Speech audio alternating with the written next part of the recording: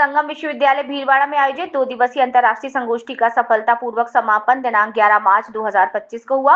अंतर्राष्ट्रीय संगोष्ठी के द्वितीय सत्र का प्रारंभ अटल इंक्यूबेशन सेंटर वरसली विद्यापीठ निवाई के सीईओ प्रोफेसर अभिषेक पारिक के उद्बोधन के साथ हुआ। प्रोफेसर पारिक द्वारा ट्रांसलेशन रिसर्च, एमएसएमई स्टार्टअप्स तथा इनोवेशन इन रिसर्च पर अपने विचार प्रकट किए। अंतर्राष्ट्रीय संगोष्ठी के समापन सत्र में मुख्य अतिथि जिंदल सा लिमिटेड भीलवाड़ा के senior general manager Shri Anshuman Bandopadhyay, university of Sharjah के प्रोफेसर रमेश बंसल समापन सत्र में विशिष्ट अतिथि थे। श्री अंशुमन बंदोपाध्याय ने अपने उद्बोधन में बताया कि पहल करने वाला ही विश्व पर शासन करता है। उन्होंने वर्तमान जीवन पर इंटरनेट के प्रभाव को लेकर अपने विचार प्रकट किए। संगम विश्वविद्यालय के कुलपति प्रोफेसर करुणेश सक्सेना द्वारा अपने जीवन वृत्तांतों के जरिए शिक्षाविदों और शोधार्थियों के साथ अपने अनुभव साझा किए। कुलसचिव प्रोफेसर राजीव मेहता द्वारा इस अंतर्राष्ट्रीय संगोष्ठी को ज्ञान, शिक्षा और बुद्धिमत्ता के महाकुंभ की संज्ञा दी गई।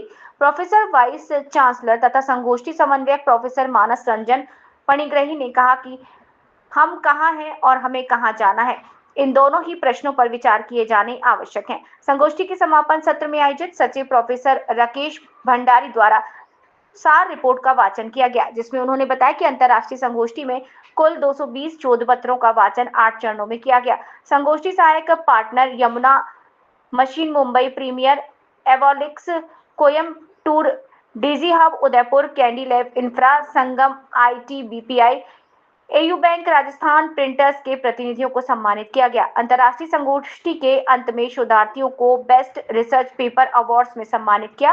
संगोष्ठी का आयोजन उप समन्वयक प्रोफेसर विनेश अग्रवाल, सह सचिव प्रोफेसर अर्चना अग्रवाल द्वारा शोधार्थियों, अतिथियों और कार्यकर्ताओं का हृदय से आभार व्यक्त किया गया।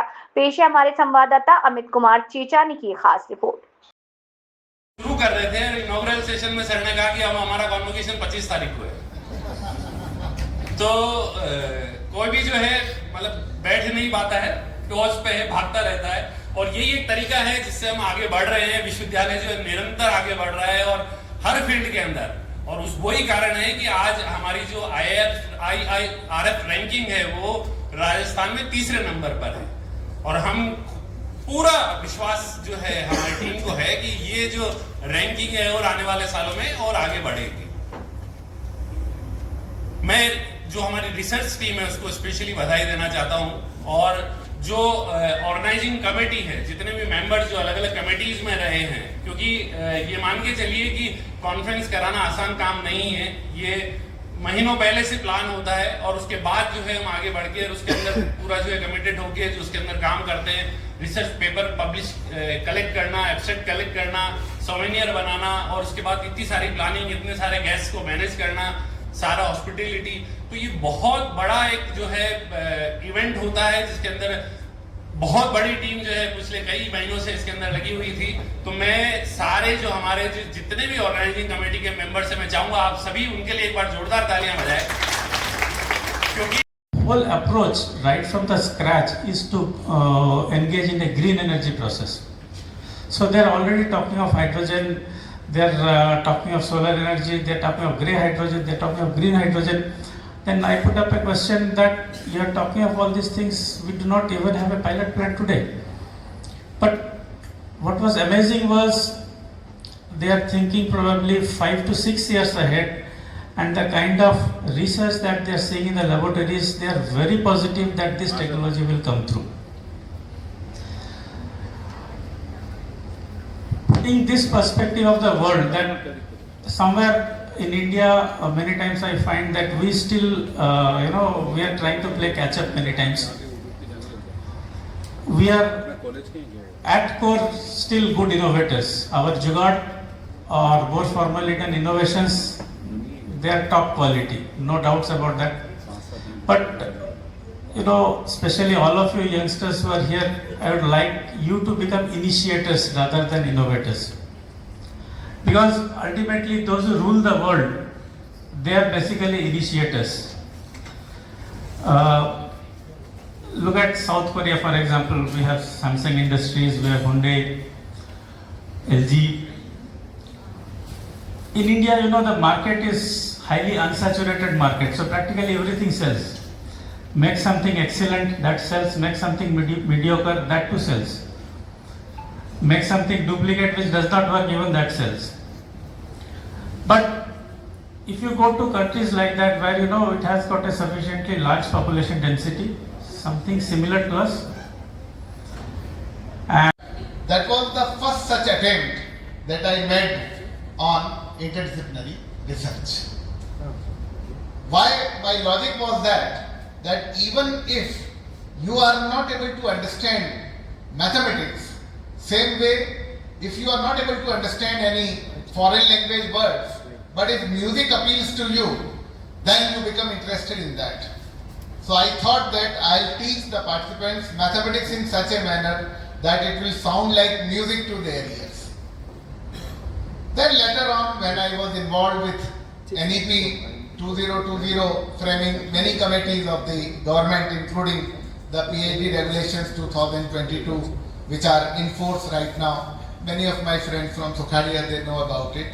So, in those committees, this multidisciplinary aspect of research was highlighted. And I remember being invited to one conference in Punjab where they were talking about integrating physics with music and electronics with music. Now, how logical it was, because in music you use electronic instruments and concepts of physics are also used in our music.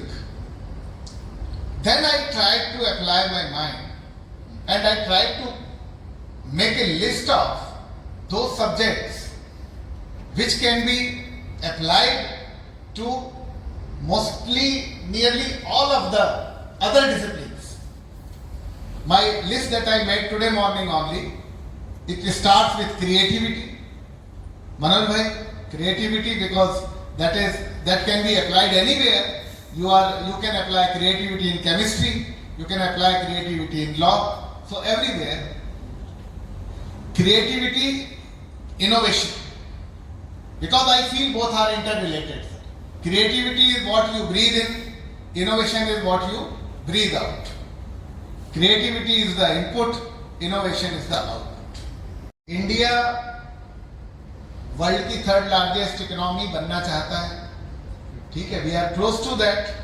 लेकिन आपको सबको ये जान के खुशी होगी कि we have become third ranked in research output, just behind US and China. और ज्यादा खुश भी मत होइए, क्योंकि चाइना और यूएस के बीच, चाइना और इंडिया के बीच में जो फासला है वो बहुत लंबा है. जैसे मैं आपको एक स्टैटिस्टिक्स देता हूं कि 2024 में तकरीबन 10 लाख पेपर्स पब्लिश हुए हैं चाइना में. यूएस में उससे भी ज्यादा हुए हैं. चाइना में 10 लाख से थोड़े ज्यादा पेपर पब्लिश हुए हैं, और इंडिया में यही फिगर उसी साल का 3,25,000 के आसपास. तो ये थोड़ा सा गैप है जो फुलफिल करना है. बट आई एम श्योर कि जिस तरह से इंडिया का हर फ्रंट पे प्रोग्रेस हो रही है, तो यहाँ पर भी हम लोग अच्छा करेंगे. पीएचडी का जो नंबर है पीएचडी प्रोड्यूस का जो नंबर है, वो भी मैं देख रहा था पिछले साल का. इस साल के फिगर्स तो अभी टाइम है काफ़ी, 2025 में. 2024 का फिगर मैं देख रहा था 40